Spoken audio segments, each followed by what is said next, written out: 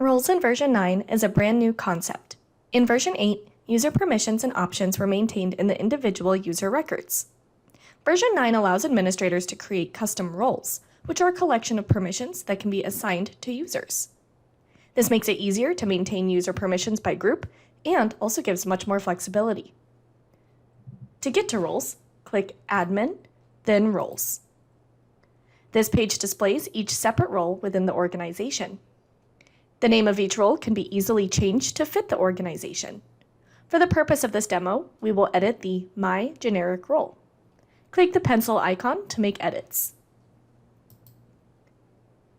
This will now display a variety of tabs to navigate.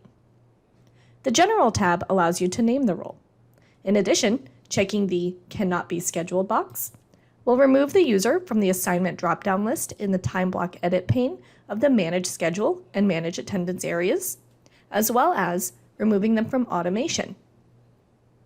Checking the Cannot Log In box disables the login for the user.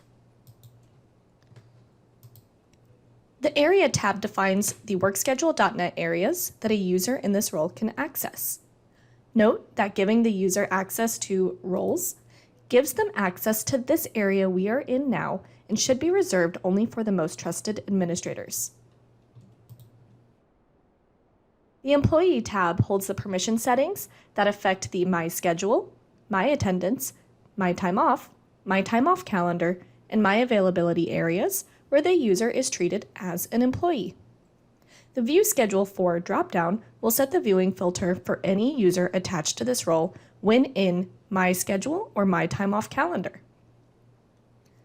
Click on the dropdown to decide if they are allowed to view everyone's schedule in the organization, view the schedule for departments they are qualified to work in, or if a user in this role will view only their own schedule. Continue down the page to set various permissions in each area: My Schedule, My Attendance, My Availability, My Time Off, and Swap and Sign Up permissions. Virtually, all of these permissions were set in the user record of version 8.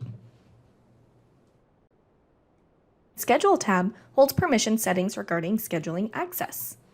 You can check the View as Read-Only box to limit the access a user in this role has in Manage Schedule and Manage Attendance to read only. This is similar to the read-only permission level in version 8. The drop-down under Manage Schedule, labeled Access For, determines which departments a user in this role has to access and manage schedule and manage attendance. This has virtually the same function as the Manage Departments tab of a user record in version 8. But now in version 9, you can choose None, Specific Managed Departments, or All Departments. None removes access to the Manage Schedule and Manage Attendance areas altogether. Specific Managed Departments gives access to only the departments in this tab, which will appear once I select this option. To add a department, click Add. Select the desired department and click the right arrow button. Once the department or departments are visible on the right column, click Add Managed Departments. The specific managed departments will now appear.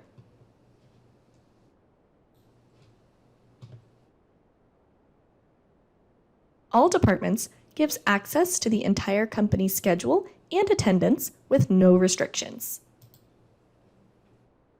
Can add on-the-fly category items can be checked to allow a user in this role to be able to add and attach a category item, like a new department or task, while adding or editing a time block in Manage Schedule or Manage Attendance without having to leave that area to add the new item in the Items area.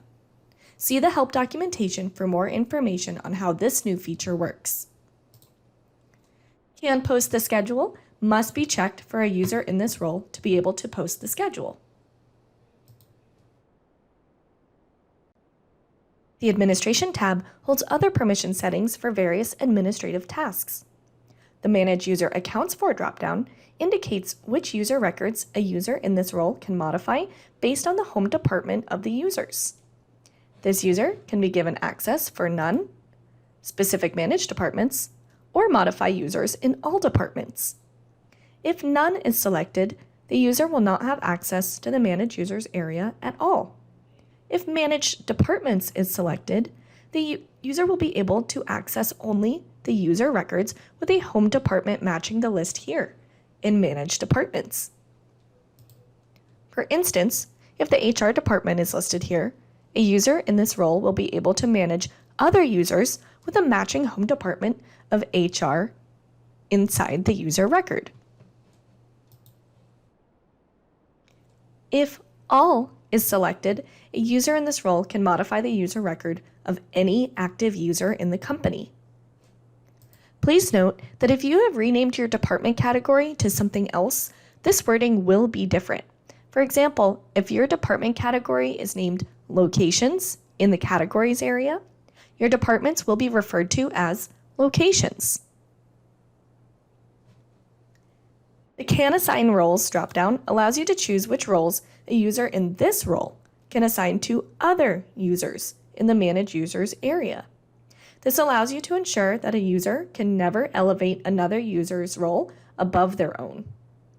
Since roles are custom, the level of a role being higher or lower is solely determined by you by using the setting.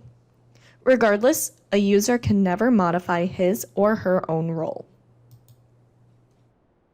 The Can Manage Category Items for dropdown allows you to choose which category items a user in this role can add, modify, or delete under the Items menu option.